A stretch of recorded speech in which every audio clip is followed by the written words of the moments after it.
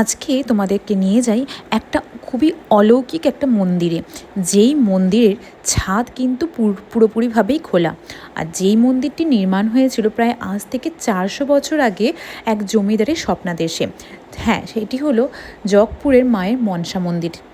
রাজা স্বপ্নাদেশ পেয়ে যখন এই মন্দিরটি নির্মাণ করলেও ছাদ নির্মাণটা সম্ভব হয়নি, তাই তখন থেকে এই মন্দিরের ছাদটি খোলা। এখানে তোমরা গেলে দেখতে পাবে একটি স্তম্ভ এবং একটি উইয়ের ঢিপি। এই উইয়ের ঢিপির মধ্যেই নাকি মা নিজে স্বয়ং বিরাজমান। আর এইখান থেকে প্রায় রেল লাইনটাও সামনে দেখা যায়। ওই যে দেখতে পাচ্ছ, এখানে একটা মালগাড়ি অনেকক্ষণ ধরেই দাঁড়িয়ে আছে। এখানে মা এতটাই জাগ্রত যে কাউকে তার ভক্তকে কখনোই তিনি খালি হাতে ফেরান না।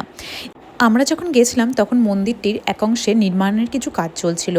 এখানে বিশেষ করে মঙ্গলবার এবং শনিবার পা ফেলারও জায়গা থাকে না, এতটাই ভিড় হয়।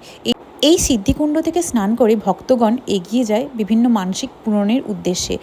তার মধ্যে যেটা প্রধান থাকে সেটা হলো দণ্ডিকাটা।